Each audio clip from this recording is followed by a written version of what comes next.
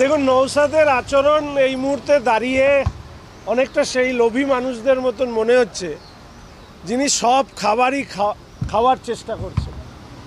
তিনি আসলে সরকারের পক্ষে না সরকারের বিরোধী, এটা তিনি মনে নিজেই বুঝে উঠতে পারছিলেন না।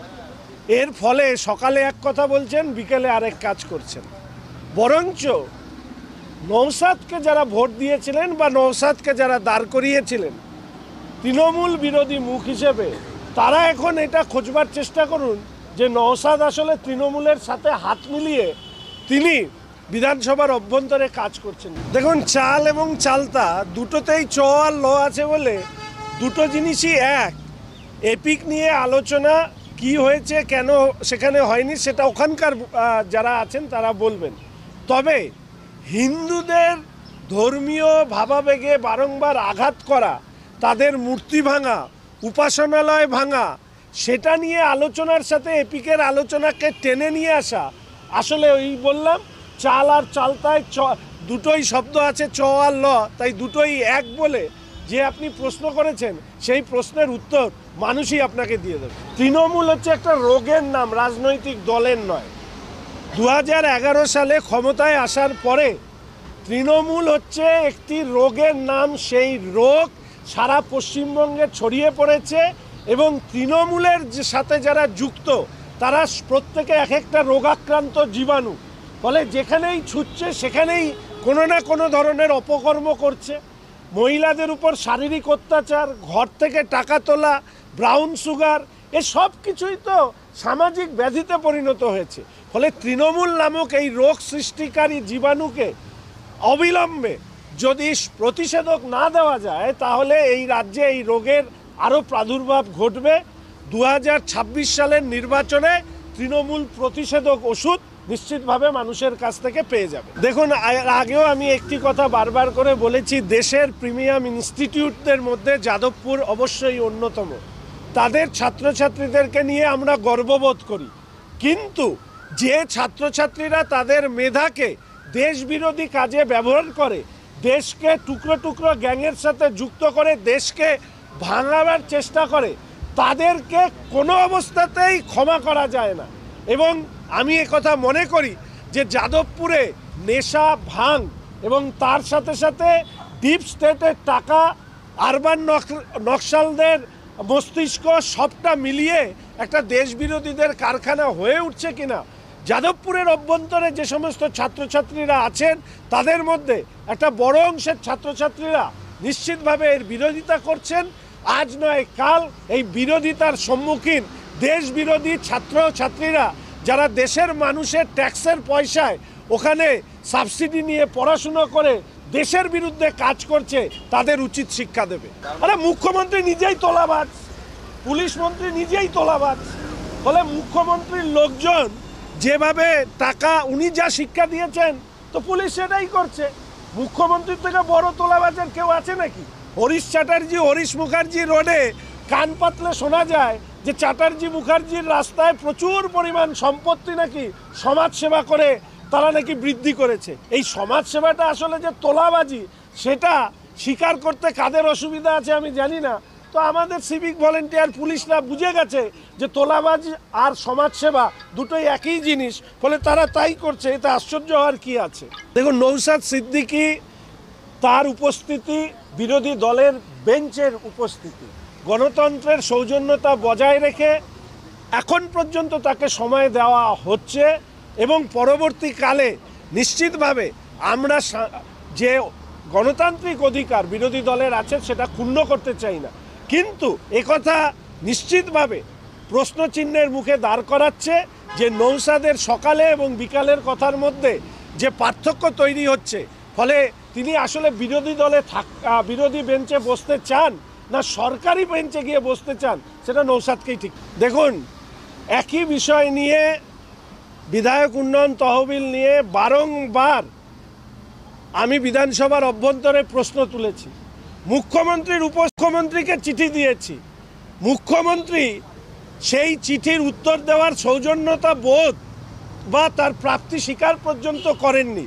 এখন নওশাদ তার পছন্দের পাত্র হয়ে উঠেছেন কিনা বা নওশাদের পছন্দের জায়গা রাজ্যের মুখ্যমন্ত্রী হয়ে উঠেছেন কিনা সেটা তারা ঠিক করবেন। এই বিষয়ে আমার বলার কিছু, আমার এটা সেটিং কি সেটিং না বুঝতে হলে তো তাদের দুজনের মনে ঢুকতে হবে। এখনো সেই ঢোকবার মতন যন্ত্রপাতি আমার মধ্যে নেই। সেই তৃণমূল বিধায়ক, নৌসাদ, মুখ্যমন্ত্রী এরাই এই প্রশ্নের উত্তর দিতে পারবেন।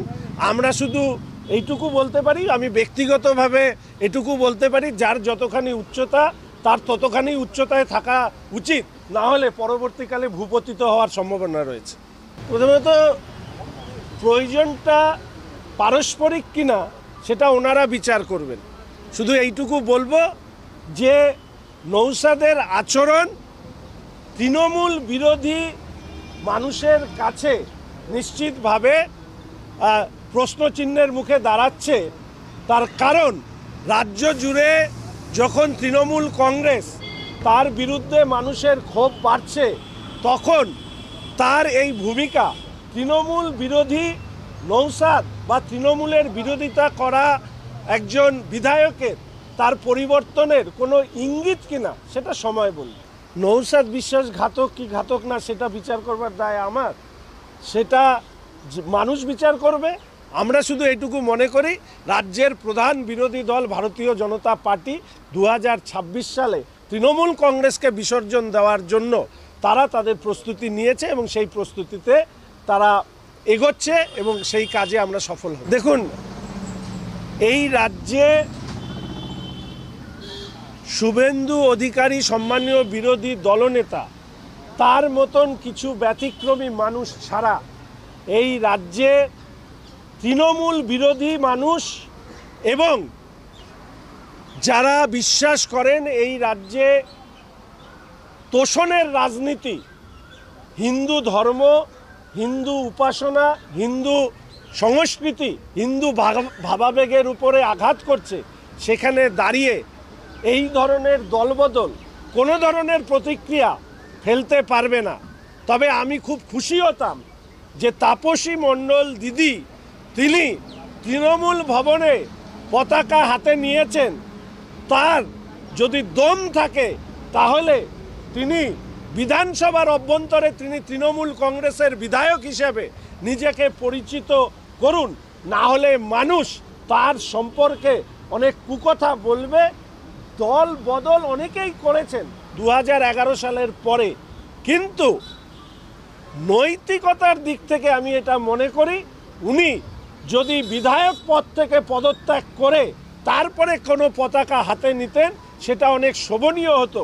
যেহেতু তিনি সেটা করেননি, ফলে তার এই আচরণ হলদিয়ার মানুষ অন্তত মেনে নেবেন না। দেখুন, এই প্রসঙ্গটা অনেক বড় আলোচনার পরিসর রাখে। এ ধরনের ঘটনা ঘটছে, নিশ্চিতভাবে পরবর্তীকালের রাজনীতিতে এই প্রসঙ্গ নিয়ে আলোচনা হবে, বিশ্লেষণ হবে। শাসক বিরোধী রাজনৈতিক দল হিসাবে তারাও এই ব্যাপারে তাদের মত প্রকাশ করবে। এই মুহূর্তে আমি এই নিয়ে কোনো মন্তব্য করব।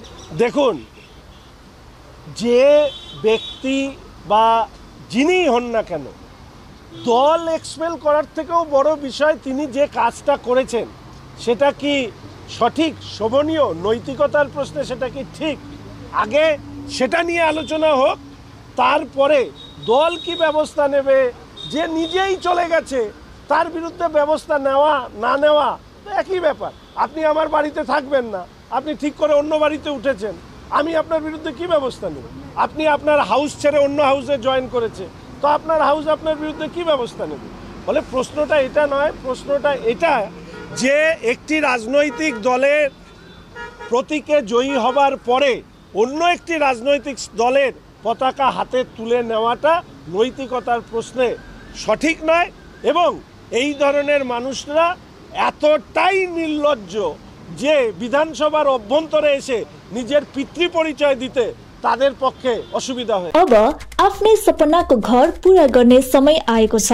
लो maintenance, stress free living experience, rooftop amenities, open surroundings, perfect blend of sunlight, air and piece.